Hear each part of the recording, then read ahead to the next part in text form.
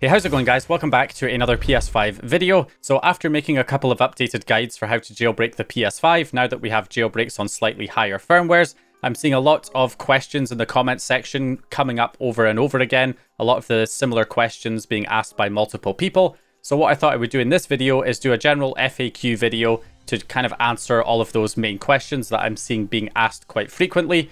So that is the idea here behind this video. I'll go ahead and just throw up some gameplay footage and we'll go over each one of these questions one by one. Starting with the first question, the most common question I've seen, which is should you update to a higher jailbreakable firmware if you're on, say, like a 3.x firmware or a 4.x firmware? Should you update to like 5.50 or 6.50? And the reason why people are wanting to update, of course, is because there are newer games being dumped on those higher jailbreakable firmwares that are runnable if you do have a PS5 on one of those higher firmwares. But those games, especially those newer games, are not runnable on much older firmwares like 3.x and 4.x. So that's why a lot of people are wanting to update right now so that they can access a larger library of PS5 games to play. It's not really an issue on PS4 because we have backports, but we don't really have backports on PS5 games that allow us to run newer PS5 games on older firmwares. So if you're on an older firmware, you have a much more limited selection of games that you can run. So that is an issue at the moment, and that's why a lot of people are wanting to update. The argument against updating is that we don't actually really have a full jailbreak beyond firmware 2.70. The jailbreaks we have from 3.0 all the way up to, 6.50 and hopefully 7.61 with when we get KStuff support for it. All of those firmwares use KStuff, which is kind of a workaround for the hypervisor. It's not like a proper jailbreak. So in other words, there are performance impacts with KStuff, like slowdowns and potentially instability issues. And it also doesn't fully unlock the console in the same way that like a full jailbreak would if we had a hypervisor exploit. So that is the kind of argument for staying on an older firmware, is that if you update, let's say you're on 3.20 and you update to 5.50, well, what happens if a new hypervisor exploit comes out up to 4.0? If you stayed on 3.20, you would have access to that more complete and stable jailbreak, whereas because you updated, you now miss out on that. So that is the argument against updating, is that we might see a hypervisor exploit at some point in the future. There's also the idea that we might eventually get backports working for those newer PS5 games to get them running on the older firmwares if you just wait a little bit longer, but there's no guarantee of that at the moment. So I'm not going to tell you whether or not you should update. I'm just saying if you do decide that you want to update to play those newer PS5 games, that's fine as long as you're aware of what you could be missing out on if you do update. So yeah, that is the general idea behind that. So the second question is, should I stay offline when jailbreaking the PS5 or should I allow it to connect to the internet? Now, I'm personally in the camp of allowing it to connect to the internet. And the reason for that is it just makes using your PS5 a lot more user-friendly, because you can use ETA Hen to install the Homebrew store and then use the Homebrew store to download other Homebrew applications directly to the console. You can also update the ETA Hen cheats just from an option in the ETA Hen toolbox, and it will download it to the console automatically.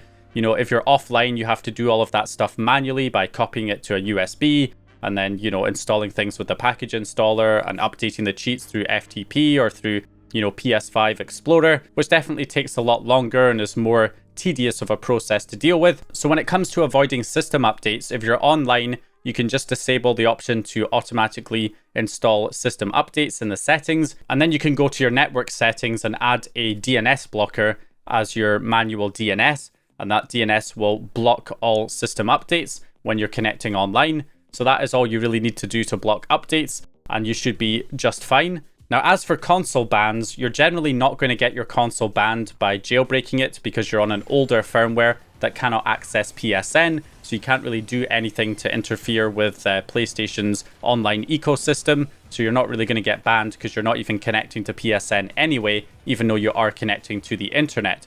So that is not really much of an issue either. I mean, just for context, I have a Jailbroken PS4 that can be reverted to older firmwares, where I have, ran the jailbreak multiple times. I have Homebrew and a bunch of other stuff that you could only install on the console if it was jailbroken, and I've updated it to the latest firmware to play online and play PSN, and that console has also been shown in numerous videos where all of the console's details and unique identifying information has been revealed to the public in videos, and despite all of that, my console is still not banned. So really, you're not likely to get banned by connecting to the internet and jailbreaking on an older firmware. Now, another thing that also gets asked is, what if my console is already console banned? Is that going to prevent me from using the jailbreak? No, there shouldn't be any reason why you can't jailbreak a console that is console banned, because at the end of the day, a console ban just prevents you from connecting to PSN anyway, and you cannot do that on a jailbroken PS5 since you're on an older firmware. So there is no real difference there in jailbreaking a console that is banned versus unbanned. So the next question that I've seen quite a few people asking here is there any benefit to upgrading from a jailbroken PS4 to a jailbroken PS5? You know, should I just stick with my jailbroken PS4, or should I bother trying to get a jailbroken PS5? Well, generally, if you're happy with your jailbroken PS4, there's no real reason why you need to update. There are some benefits and downsides to switching to a PS5. Obviously, if you want to play PS5 games, then upgrading to a jailbroken PS5 makes sense. There are a few downsides and advantages to running PS4 games on a jailbroken PS5. Obviously, you can run all the same fake packaged PS4 games that you can on the PS4, but there are issues getting DLC working at the moment, where DLC content installed as fake packages actually does not apply the DLC content to your game. So you actually have to end up merging the DLC content as part of the update file and reinstalling it back on the game to get it working. So that's an extra hoop that you have to jump through. You can use IdleSauce's DLC patcher for that, which, you know, makes it pretty convenient, but it's still an extra hoop that you have to jump through to get PS4 DLC working on the PS5, which is something you don't have to deal with on the PS4. On top of that, there are some games that have weird audio bugs or lag when running on the PS5, likely as a result of K stuff, where it does cause some problems with some PS4 games, but that is pretty rare. I've only had one game that's had an issue like that so far. But besides that, PS4 games run without any major issues. And then one big benefit of upgrading to a jailbroken PS5 for PS4 games is the 60 FPS patches from Illusion, which can allow you to basically double the frame rate from 30 to 60. And the advantage running on a PS5, since it's so much more powerful, is you can still keep the game running at its native resolution and just double the frame rate without any real frame drops, so you can get a solid 60 FPS experience. Some PS4 games even have patches that allow them to reach frame rates of like 90 to 120 FPS as well. So you can get much better performance with your PS4 games when running on the PS5. And yes, there are 60 FPS patches on the PS4 as well for jailbroken PS4s. But the problem with that is that the PS4 is just not very powerful. So you have to lower the resolution to 720p to push the frame rates higher. And even then, you still get wild frame rate fluctuations, where the frame rate goes all over the place from like the low 30s to the 50s, and you're never really getting a consistent 60 FPS on the PS4, whereas you're pretty much always getting it on the PS5 without having to sacrifice the resolution. So that's one big benefit of switching to a jailbroken PS5 for your PS4 games. So the next question is, does jailbreaking damage the console? And this particularly comes up when it comes to console crashes, because when you run the jailbreak, it's not 100% successful. You know, it does not have a 100% success rate. So that means that occasionally when you try to run the jailbreak, it will end up crashing the console and the console will just turn off. And it acts as if you've just, you know, unplugged the power cable while it was running, because it's what's known as a kernel panic, where it just shuts off immediately. It doesn't properly shut down. So when you turn the console back on, you get a warning message saying it was shut down improperly and it could cause damage. So generally, in terms of the hardware, you're not really going to cause any damage. You know, maybe you could say over a really long period of time, like, you know, 15, 20 years, perhaps you are reducing the lifespan of your console a little bit because of more power cycles than you would normally have if it wasn't jailbroken. So maybe over a long period of time, you could make that argument. And then also, if you have like a disk that's in the disk drive all the time when you're running the jailbreak and it has to spin up and spin down every time it's crashing and restarting, then I guess you could, you know, cause more wear and tear on the drive over time because of that. But just don't have a disk in your drive when you're running the jailbreak, and then that's not really an issue. So generally, it's not really going to cause much problems there. But when it comes to the software, there is a chance, it is very rare, but there is a chance that the operating system can get corrupted during one of these crashes.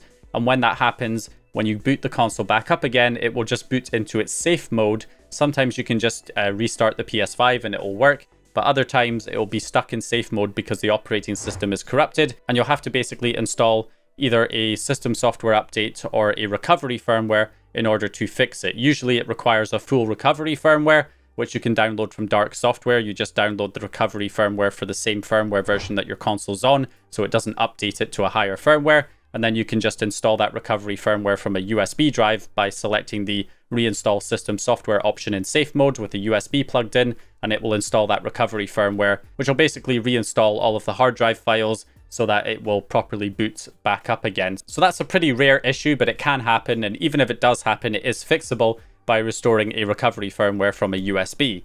So yeah, that issue is fixable. Another issue that is more common but still quite rare is a database rebuild, and this can occur during a crash as well. This can also occur not when you're crashing, but if some payload has messed up in some way, it could cause a database rebuild.